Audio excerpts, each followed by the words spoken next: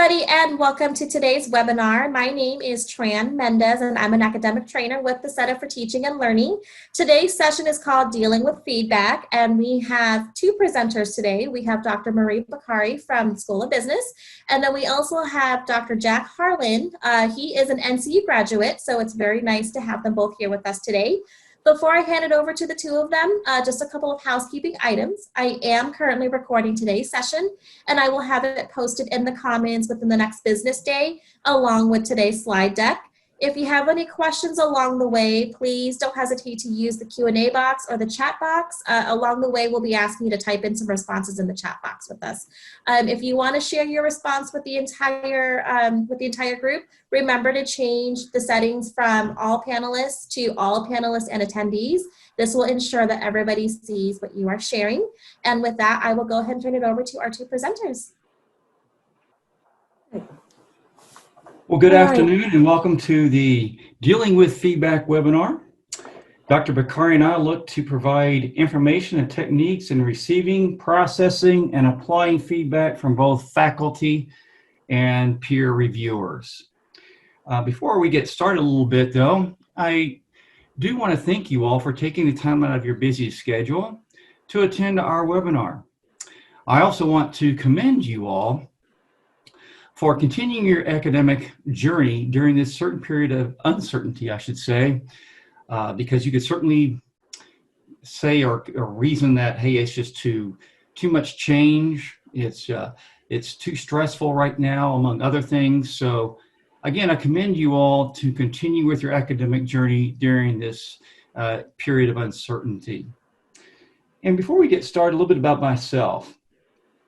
I completed my PhD program in January, and Dr. Bakari was my chair. My research involved emotional intelligence, change, and employee resistance to change. I have a military background, retiring from the Marine Corps after 24 years of service in 2004. And during my time in the Marine Corps, change was often met with criticism and resistance, even though most of the changes benefited the service members. So let me explain a little bit. What I was doing is we were creating administrative processes that would save the service members time in our office. But because it was something different and new, it was often met with criticism or even resistance among the commanders, and that was really something new to me. So I've been dealing with or been working with change and resistant change for quite some time. However, in 2008, I was introduced to emotional intelligence in my MBA class. And from there, I learned how emotional intelligence might be a way to mitigate resistance to change and how it might promote change in an organization. So that's where my interest currently lies. And I currently work in the banking environment, and change and resistance to change is a common occurrence. Now you may ask, why would that be a common occurrence? Well, think about the banking in the last 5 years. Right now we have mobile devices, we have online banking, in addition to new guidelines such for money laundering, drug activities, and terrorist activities. So a lot of those things required us to change our software and hardware, for that matter, to accommodate those new ideas or to accommodate those federal regulations. And with those changes and with those software changes, I'm here to tell you that our existing employees did not like the whole thing because they were in a set routine. And when you're in a set routine, you're dealing with customers and the line is long, it gets very stressful. So again, it was met with a little bit of resistance to change along those guidelines. Now, recently though, I have to commend my banking employer because they have added emotional intelligence to their professional development leadership program. So my research interest in change and employee resistance to change and emotional intelligence remains a viable topic, especially in today's environment. Now, when we talk about receiving feedback and getting feedback from faculty and peers, what do you all, how do you all initially respond to that? What do you all initially think about that when you see that, that initial feedback? Tell me some of your responses. I know how I responded, so I'd like to hear about your experiences as well. So And at this time, please use the chat box to share your feedback with Jack here.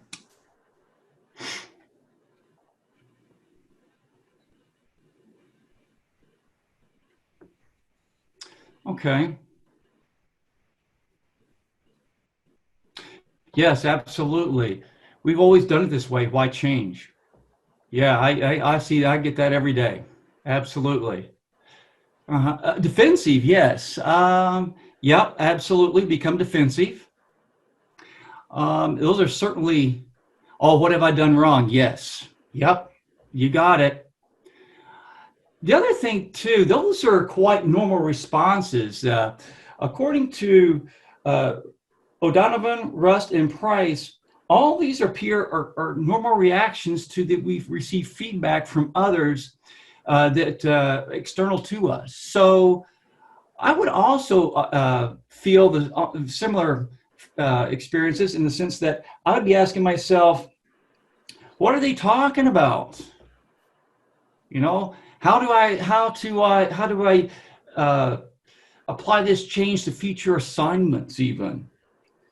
And sometimes I was even, how can that even be? So I can certainly empathize with you all, and as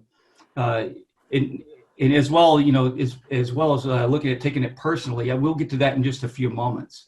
And I'm on track. Absolutely, these are normal feelings about the feedback from faculty or even a fellow student. So feedback is important to learners because it measures our progress and it allows us to change future assignments so that we can grow. And the literature concerning feedback is pretty clear. Students receiving feedback from faculty represented the single most important factor in the evaluation and assessment process.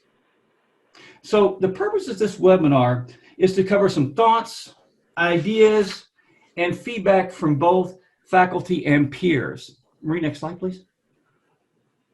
So why do you think we reject our own, why do you think we reject our feedback?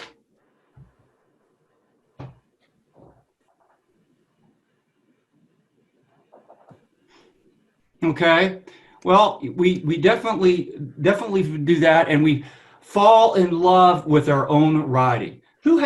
Has anybody not ever fallen in love with their own writing? Oh yeah, absolutely. Don't like to be wrong. We can't be wrong, right? I wrote it. How could it be wrong? I totally get that. And absolutely, because we are perfectionists, and I can attest to that very well. And those are some really good responses, and those are all part of it. Absolutely, is why we reject that feedback. And another thing we believe that we reject the feedback is because we personally believe, we saw this earlier in one of the comments, is that we feel like we're being personally attacked. You know, we're not, for some reason or another, we're inept in some way, or we don't know what we're talking about, or we don't have the capability to know what we're talking about. So that feedback, particularly negative feedback, affects our self-esteem and goes right to our core of our self-efficacy. So we reject it and become defensive. But one thing I found out was that, in essence, the faculty or the student providing the feedback is that they were doing so based on subject and grammar in the paper rather than aim personally at me or us. Okay, does that make sense? So what we need to realize is that these people, you know, the faculty and the student peer reviewers are helping us to become better writers, enhance our ideas, and ensure that we have the source document or the support for our hypotheses and premise. hypotheses, especially in the dissertation process, and a premise if you're writing for an assignment, okay? So I learned to take feedback as an opportunity to enhance my writing style and further explain my topic in such a way that the reader could understand my viewpoint and perspective. Next slide, please. And a different perspective on our topic, writing style, and grammar is a very healthy set of feedback so that we can grow our viewpoints and become more effective for the reader to understand. This is particularly important with the dissertation process, because remember, in the dissertation process, we want wording that's simple, that's easy to understand, so people can quickly grasp it and apply it to whatever topic they may be working on or research they may be working on. Remember, reaching the reader with our viewpoint is the ultimate goal of our writing.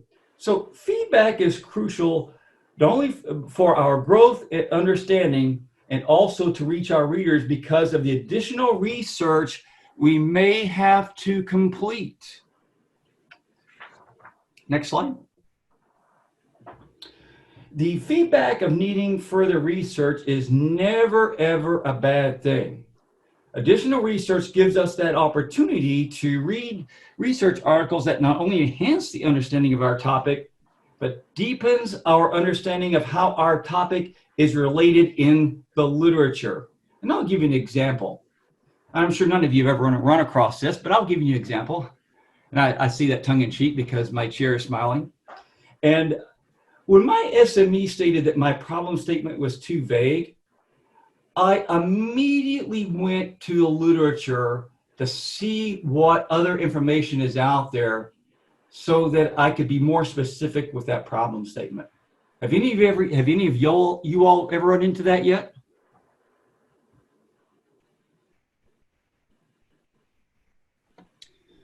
Yeah, absolutely. So, and that's a big thing is that getting that additional research, it just opens up new ideas too. And we'll talk about that in a few minutes. And my chair would also comment that a sentence or concept, I know you guys won't believe this, but my sentence or concept was too vague. Can you guys believe that she'd even put that on there? Yeah, exactly. So what I did, and I had to do to confront that was, yes, I can definitely be going back into literature, absolutely. And that's what I would have to do when that comment came back and said, hey, this is just too vague of a comment, or this is too vague of a concept that you have out there. You need to explain a little bit deeper. Well, I would have to go back into that literature to have a better understanding in what specifics I needed to relay to the reader. In this particular case, it was the chair. What does she need to see from me that's more specific in what I'm writing about? So treat that feedback for opportunity for further research and recognize that the chair, the SME, and academic reader are the experts in getting our dissertations approved through the dean. Next slide. The reason for this is because the faculty, the SME, the chair, and the academic reader, they read through hundreds of dissertations per year, and they know the specific details of what it takes to get it done and get it published for you. And that's the biggest thing. Next slide. I'm sorry, back up one. Back on, I apologize. And the biggest thing is that we need to realize is that the expertise with these folks is that when they give us feedback, it's going to be based on academic and grammar reasoning. APA and IRB guidelines, especially on those IRB guidelines and NCU policies. That said, don't take feedback as personal but professional, designed to enhance our writing knowledge, skills, and acumen. It just makes us a better writer with new ideas and perspectives. And remember, the primary goal of the faculty the chair, the SME, and the academic reader are to get the dissertation completed and published so that we can move forward to our next goal. Let me explain that a little bit. When I was in the dissertation process, even when I was in the classroom process, or journey, I should say, I would always want to I always wanted to be published in a journal. And I wanted my work to be published in a journal. So I kept that as my personal goal. My immediate academic goal was to complete the coursework as well as the dissertation. Okay, so those were immediate goals. But in the back of my mind, I always had that personal goal of wanting to be published in a journal. So that feedback that you get during the coursework and the dissertation journey is vital so that you can be used to that feedback you're going to get when you try to publish in a journal. So you can bet that I am going to be relying heavily on different people for feedback when I submit my journal to make sure it's the best of quality and work. And to do that, we all must remain open-minded when it comes to constructive feedback. Okay, next slide. Next slide, forward. There we go. Because when we remain open-minded, we get new ideas. It leads us to seek clarity and allows us to collaborate not only with the faculty, but our peer reviewers as well. So right now, and because we're in an open-minded status here, let's talk about some of the feedback that you all get. And let's see if we can we can seek to kind of give you some ideas on how to handle that feedback a little bit. And to get us started, Shirley Ritter wrote in the comments not too long ago, you know, no matter what I'm improving upon, I am still getting some of that same feedback. What feedback do you all get you'd like to address today? And we'll take a few of these. Okay, research is not aligned with the problem statement. Okay. Now, did you kind of agree with that, or was it confusing, or just not kind of understand what the SME or the chair was talking about?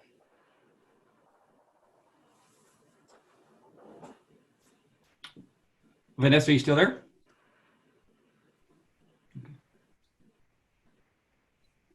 Okay. Well, here's what we recommend. What you need to do is that you understand it a little bit. I get that, and it's what you need to do if you don't understand or you have a certain question, even if you understand a little bit, what you need to do is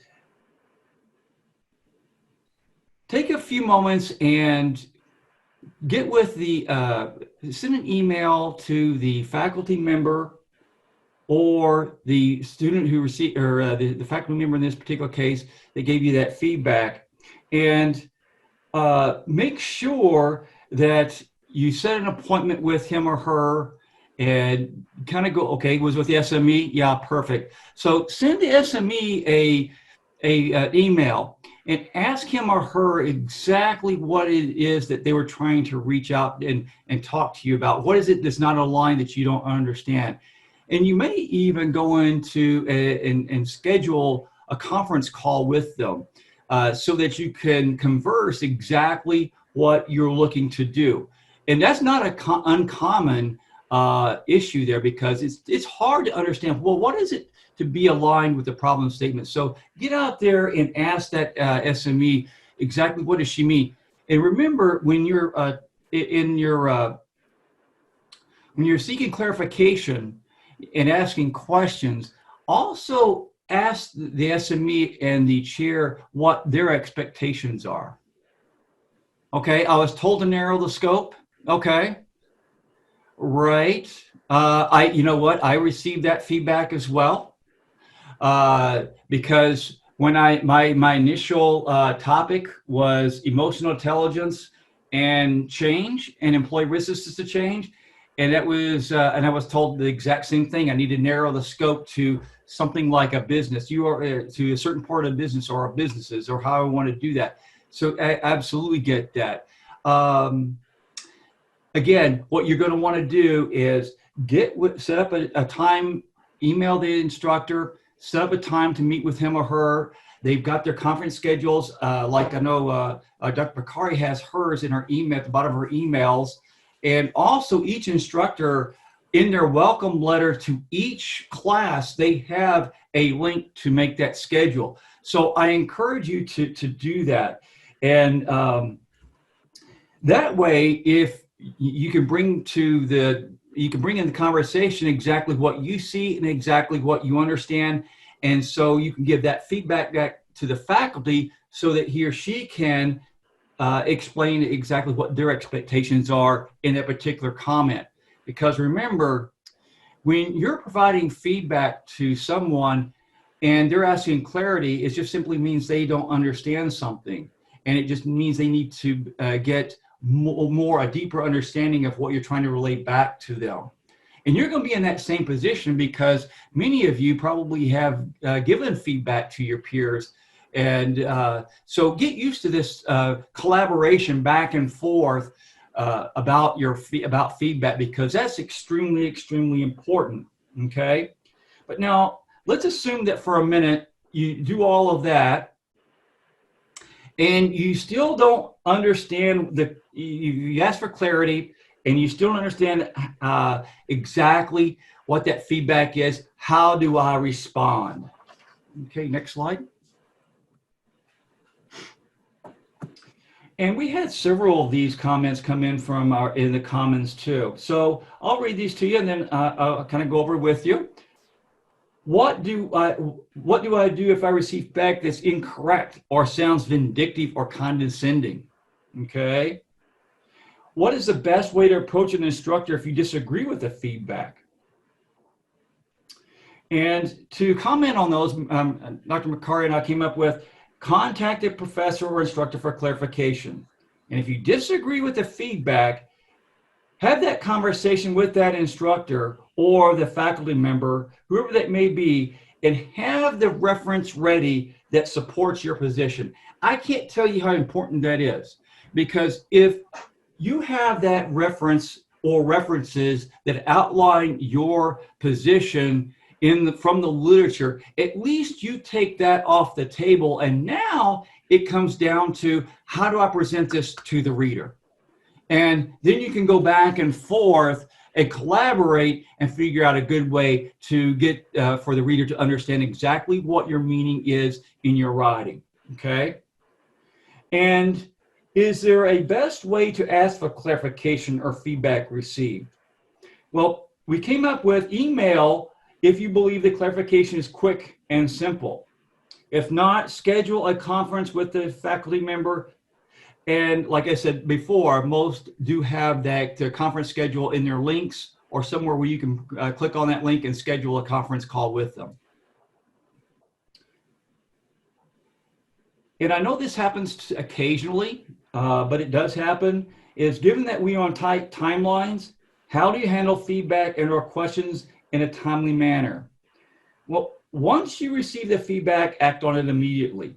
Now, I do get, and this happens sometimes, that the feedback is given too short, such as on a Saturday, and your assignment is due the next day. In that particular case, do the best you can, okay? If the feedback is still unavailable on Sunday, the following day, Monday or Tuesday, get in there and schedule a conference call or a conference with that faculty member and kind of go over your expectations and his or her expectations for the course, because again, this is where that collaboration process comes into play. But regardless of how you contact the faculty member or the student peer reviewer, remember to be professional. Actively listen. Be open-minded. Remember, this is a growth opportunity for all involved. I mean, we're all learners. So this is a growth opportunity for everyone. And ask this question of yourself. How does the feedback make me a better writer? Now say this, that this feedback makes me a better writer. Now, which one represents more action? The first one or the second one? With the one that says how? How does this feedback make me a better writer? Or just simply, this feedback makes me a better writer? Which one presents more action? Absolutely, the how does. How always does, because now when you simply say, hey, this feedback makes me a better writer, you're just making a statement, and there's no action there. You're just stating it. You're not doing anything. You're not writing. You're not thinking how's that going to make me a better writer. You're just simply making a statement.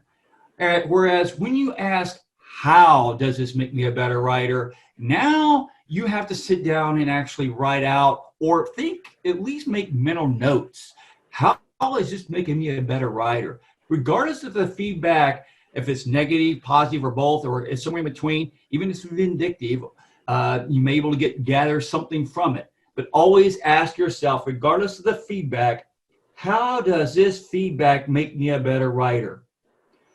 And finally, Murphy and Cornell wrote that effective feedback is timely, well communicated, and aligned with the faculty and student expectations. So again, there's that, what are your expectations from the course? And what are your expectations of the feedback? What do you expect? How does that align with the faculty members? And how does the faculty feedback align with your expectations? So it's a very collaborative process in a two-way assessment that involves both of you. But above all else, the one thing I will have to say is be thankful and respectful of the feedback. Next slide. The best advice that I ever got, next slide. Uh-oh. There you go. The best advice I ever received was from Dr. Ament at the University of Phoenix many years ago when I started one piece of my doctoral journey. And he simply stated concerning feedback was just to say, thank you.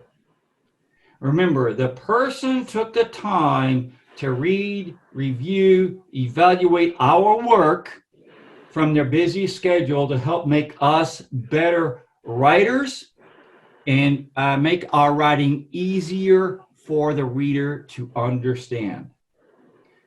Any questions for me before moving to Dr. Bakari?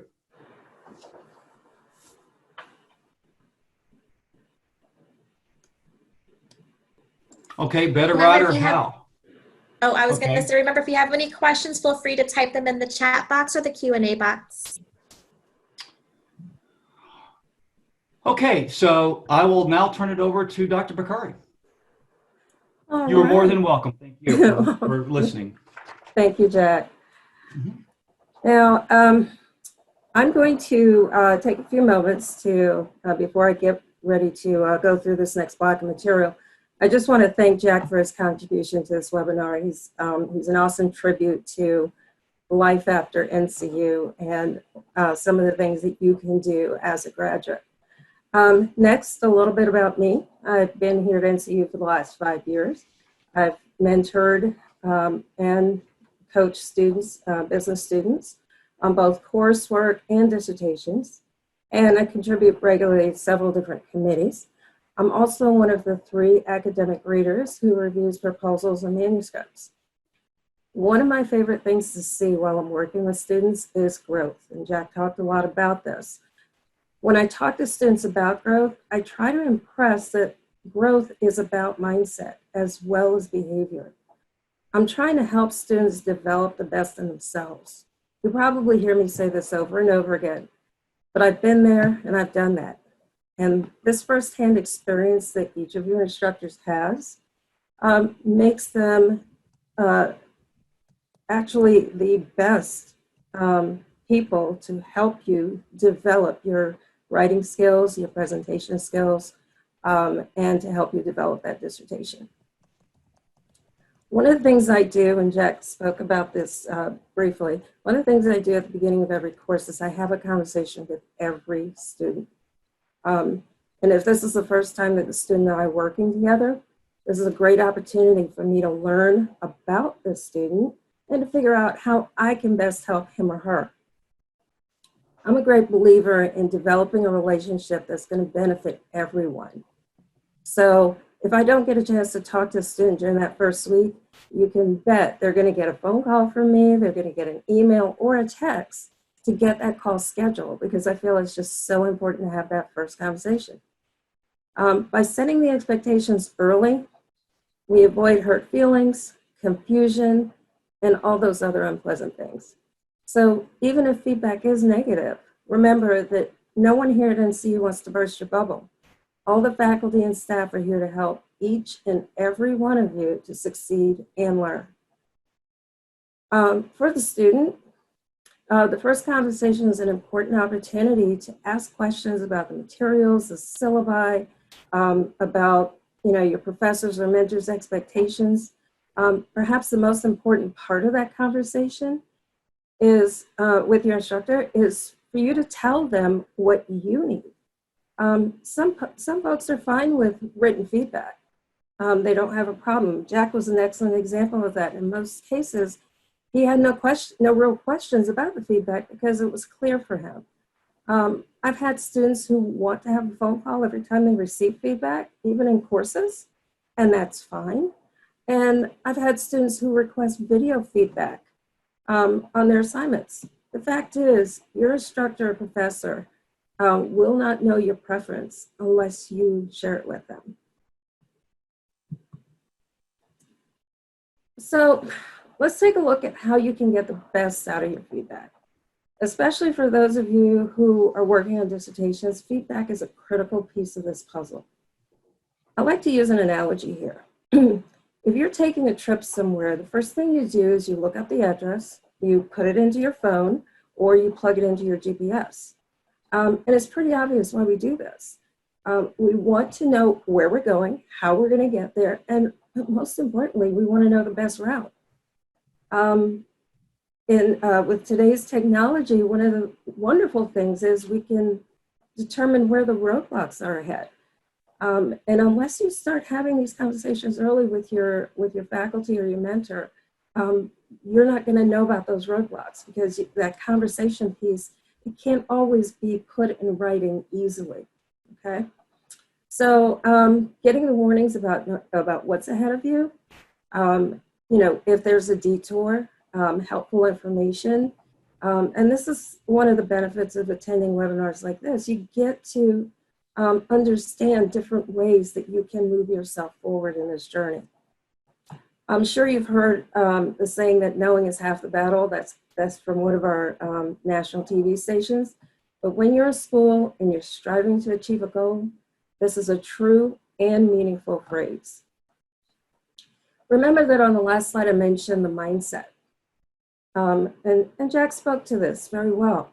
But when you receive feedback, make sure that you're prepared to receive the feedback with an open mind. This is essential for understanding and interpreting how to apply the feedback. Because if you have the mindset that something is going to be wrong, it doesn't matter really what the feedback says. You're going to think that it's negative. However, if you're open-minded about the feedback and you plan to use it for growth, as Jack said, you know that the feedback is going to get you where you want to go, and you'll be more accepting of that feedback. I remember clearly when I was working on my dissertation how difficult it was to manage feedback, especially in a virtual environment. Over time, I developed a habit that I'll share with you. When I received feedback, I'd read through all the comments. I'd close the file, save it, and I'd leave it alone for a while, perhaps even overnight. This gave me the opportunity to digest the feedback and to figure out exactly what it was saying or what my mentor was saying. So some of you may want to try this, especially if you find that you get upset when you see that feedback for the first time. Try stepping back, mulligan over in your brain, go for a walk, take the dog out, make a meal or something, and then come back to it. And finally, on this slide, just as your feelings can get hurt, feedback can also leave you with more questions than answers. So you should be prepared for this, especially when there are a few comments or no comments at all, and all you get is a grade. I guess it's okay to not get feedback if you get a perfect grade, but I feel that I'm one of those folks. I still want to know, okay, what did I do well, and perhaps what can I do better? What did I do that earned me those full points? So, you know, again, this is a space for you to reach out to your instructor, to your professor, to your mentor, to get additional information. So let's talk about digesting feedback for a minute. Let's be honest, none of us like to be told that we're wrong, and Jack talked about this too, or that we've made a mistake. It's perfectly natural to receive negative feedback and feel that, you know, oh yeah, they're attacking me, they don't like me. And that's just nature. We are human beings, and that's what we do. So remember I mentioned mindset, and I'm gonna keep talking about mindset a lot. You know, if you take the feedback as being constructive, it shows you the path to making those improvements that you really need to move ahead. Jack fielded a question earlier that about narrowing the scope of your research. Well, what does that mean? Basically, your instructor is probably telling you that you're trying to boil the ocean in your research. You're trying to do too much. And remember, when we talk about research, it is very narrow because we can only solve perhaps a part of the problem in our research. So when you think about narrowing the scope, focus in on how can you make it more refined? How can you make it more specific? And especially if you are doing like DBA research or active research, where you're trying to move a business process forward. I'm in the School of Business, so I think everything in business terms. But if you're trying to move a process forward, then focus on one part of that process that you know, or you have a feeling that with more research, you'll be able to at least, you know, advance the problem to a different level, or perhaps even solve it altogether. But remember, you're not going to solve world hunger when you're writing a dissertation, so don't try it. It's not going to work. And you will get that you need to narrow the scope comment a lot. Okay, so another way that you can digest feedback is have a family member or a friend read the feedback out loud to you. You're probably asking why I'm suggesting this, right? Seems a little silly. Why should I have somebody read this to me? Well, there's method to my madness here. When you read something, you're really trying to do two things at the same time. You're trying to see the words and interpret them all together. However, when you hear something, hearing is more automatic, and you can actually concentrate on the meaning, and then you can digest it. And it also is more meaningful to us because when we hear something, we can hear the changes in tone, and we can hear pauses, and it just makes more sense when we hear it sometimes. Some of us are auditory learners, others are visual. So, you know, play to your strength. This might be a tactic that'll work for you. If you think back to your English composition courses, you'll probably remember exercises dealing with punctuation. And where you put that punctuation in the sentence really matters. So keep it in mind that, you know, sometimes hearing is a little bit better. And before I go on to the next slide, I want to repeat something that I've said several times. And Jack said this more than once. Schedule a call with your mentor or professor so that you can get a clear picture of what this feedback actually means. Don't sit out there and struggle. That's not what you're here for. You're here to learn, keep that open mindset, and have those conversations. So let's go into applying the feedback. So take a little journey with me. Looking at feedback and saving the file and stepping away. So now what? You've done that.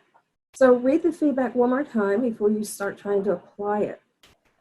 look for places where the feedback might connect with other concepts in the document or other discussions in the document.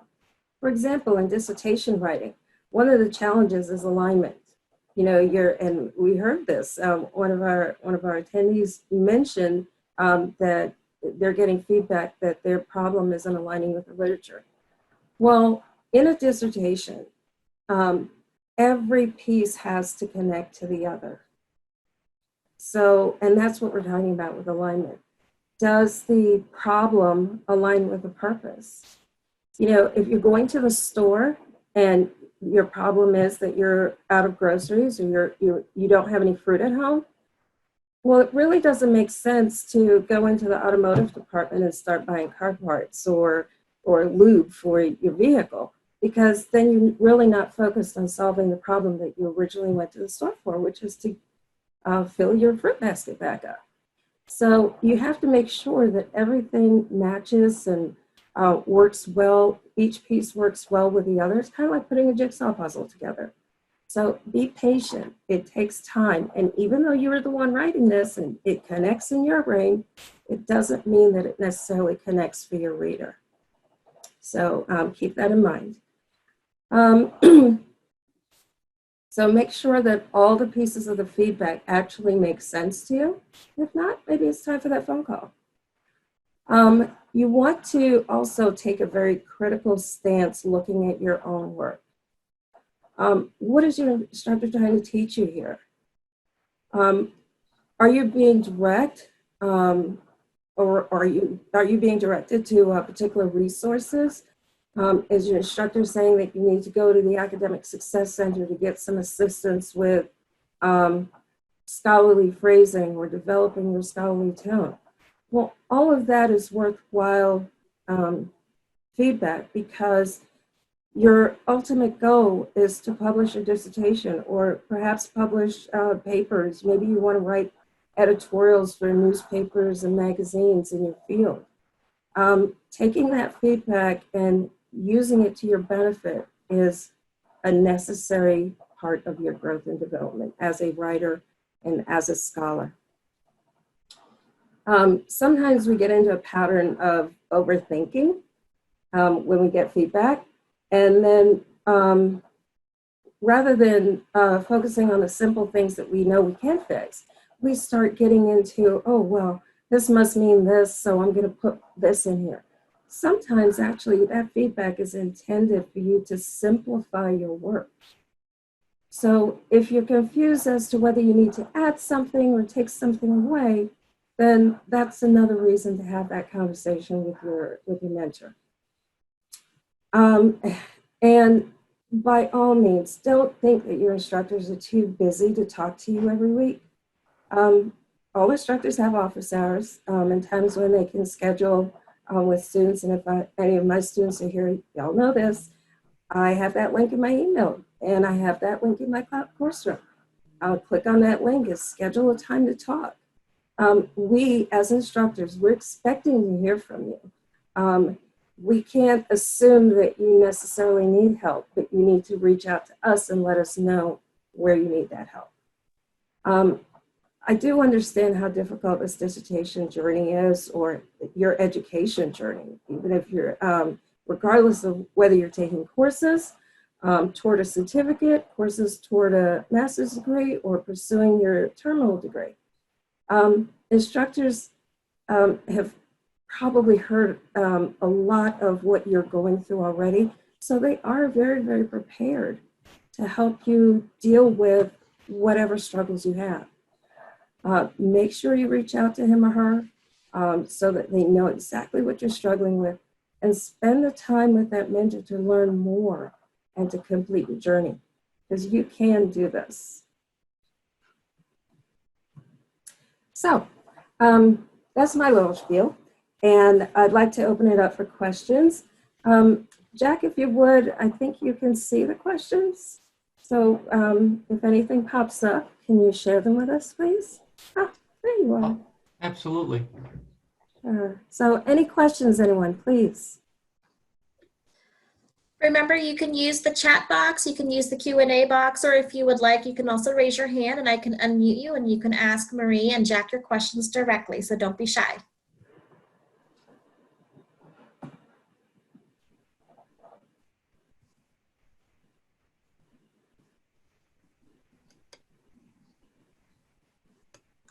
All right, Linux, it looks like you have a question, so I will go ahead and unmute you.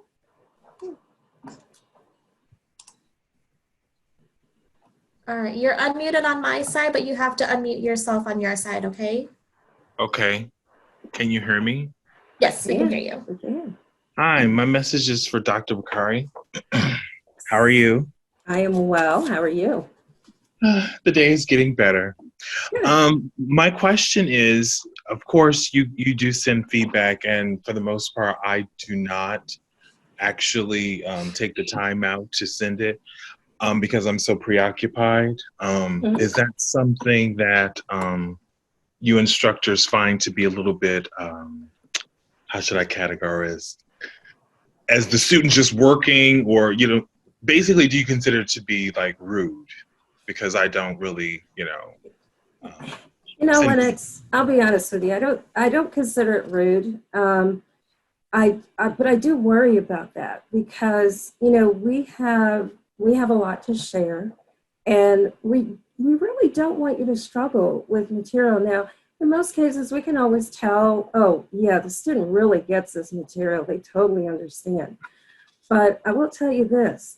If I've given feedback on certain issues more than twice, you probably get a little email from me that says, hey, you're not paying attention to my feedback. You need to fix this. So we do detect when there are different gaps that are not being filled, or where you're continuing to do the same thing each time. And we do want to see improvement. I know our courses are short. They're only 8 weeks. But you'd be surprised how much improvement we can detect in just those 8 weeks. So take a moment, take a look at it. It's probably nothing dramatic, but every little bit helps to make you better, to help you with your learning. And sometimes I do include examples of different ways that you can look at a topic. And we all do this. Because we want to expand your thinking beyond just those resources that are in the course and beyond the chapters. We're trying to help you see how these principles and concepts and theories actually apply to real life. So check it out. Yeah, I do. So for the most part, I take a lot of your feedback. I can recall in my week 1 presentation for my PowerPoint where basically I needed to improve certain things. And by week 3, my grade improved dramatically. So I listen. I just need to put a little bit more input in my feedback with my instructor. But that's pretty much it. Thank you. You're welcome. Have a good day. You too. Thanks for your question there. Thanks, Linus. All right, so the next question here, can I get some guidance when my chair and the SME have a difference in opinion? I think it's time for you to call that meeting. One of the things that I do as a committee member, whether I'm chair, SME, or AR, I do, leave it open for the committee members to communicate together, perhaps in a joint meeting with you present, so that we can all kind of get on the same page. That's one of the challenges that we have in a virtual environment.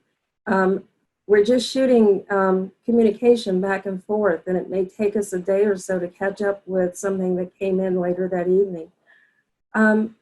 Try to get with your chair and schedule an appointment so that you, your chair, and your SME can understand or can develop a better direction for your work. Thank you, Marie. Okay, so we have a question in the Q&A box, and then Mario, I see that you have your hand raised, so we'll answer the question in the Q&A box first, okay? So the question is, How would you go about getting more clarity on feedback when I have asked several questions and still remain confused? Okay, now have you, my question for you is, have you asked these questions live or have you asked them in writing only? Shayna, is it okay if, she's replied back in the Q&A box and she said both. Both.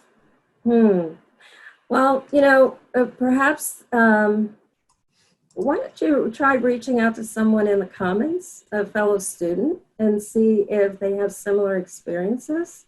Because, that's one area where I find that students are, they miss out on some good feedback. Your feedback doesn't have to necessarily come from an instructor. You can learn a lot from your fellow students. Each area in the Commons is by discipline or by subject matter.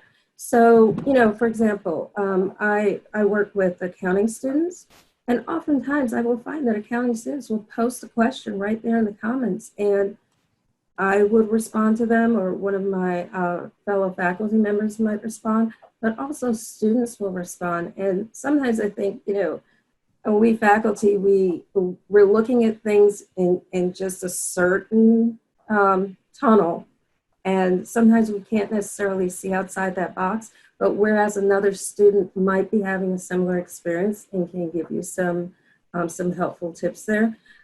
Also, reach out to the coaches in the CTL and in the ASC, because there are numerous resources out there that I find that a lot of students don't actually use. So make sure that you're taking full advantage of those resources.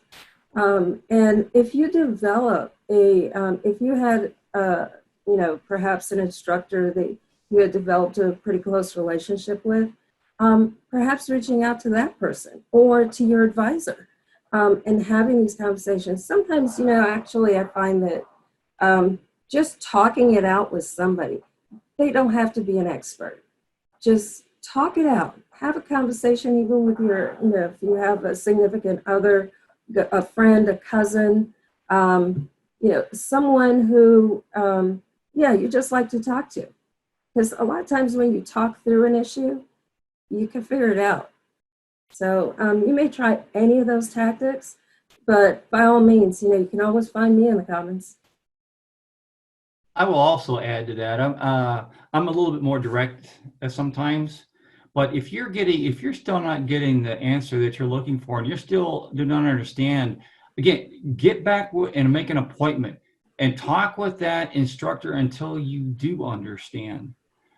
You could also do the additional research, but if you're not understanding something, let the instructor or the faculty member know that you're not understanding, and maybe pose a question is, sir, ma'am, I still don't understand. Can you please help me out with that? Can we please get together? And then, like Dr. Bakari was talking about, actually talk it out with that particular faculty member so that you do understand. Do not continue in a course or an assignment without fully understanding, because it's not going to help you. It's just going to make things more confusing, and it's not going to help you in future assignments. So get that answer that you need. Thank you for Thank that, you Jack. for that, Jack. Mm-hmm. All right, so Mario, I will go ahead and unmute you now. I do show that you're muted on your side, so you will have to unmute yourself on your end, okay?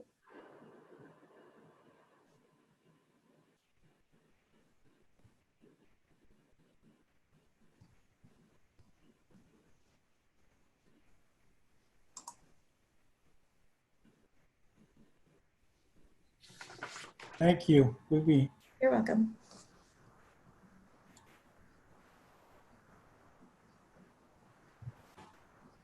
You can ask your question now, Mario. We can hear you. One of the questions that I have, I've been involved into program before, and I had difficulties with one of the faculty's emails because they were not coming through on time. What happens if you break the communication with your faculty, especially at NCU, where you have a one-on-one and you have to communicate them? I know that it has to be before the due date of assignments. So what would be the best way to communicate with them relatively straightforward when you have a question about any assignment, for example. Well, Mario, one of the things that I ask my students to do is to try to stretch their work out through the week and not wait till the, like Friday, Saturday, but take a quick look at your assignment for the week, like on Monday, and see what questions you have then, because, like I said, we're using virtual communication, and sometimes it takes, a few hours to for one person to catch up with another. I would try to pose those questions earlier in the week to see if you can get, some better help that way.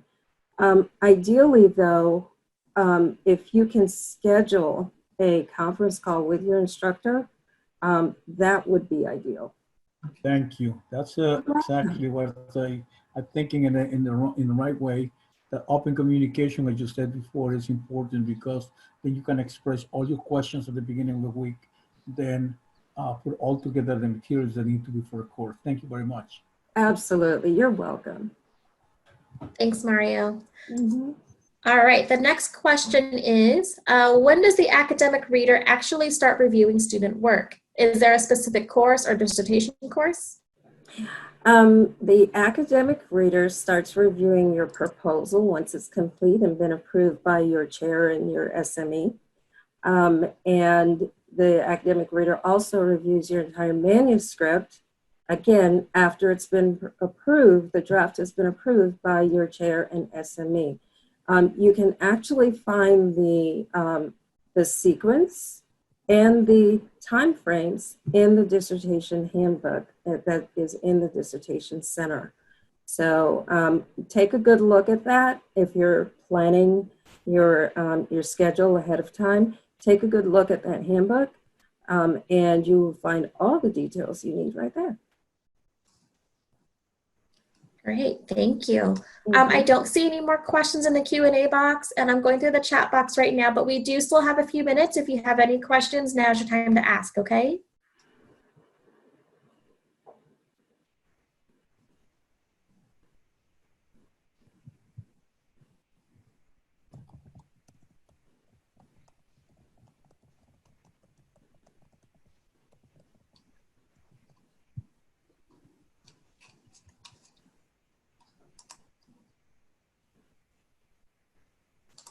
All right, I don't see any questions coming through. Thank you so much for all the attendees for being here with us today. Thank you, Marie. Thank you, Jack, for being with us and giving this great presentation. I hope everybody learned a lot today. I am recording today's session, and I will have it posted in the comments within the next business day or so, along with the slide deck. And I hope everybody enjoys the rest of your day. Thank you so much for being here with us today. Bye now. Thank you. Bye-bye. Bye. Good luck to you all.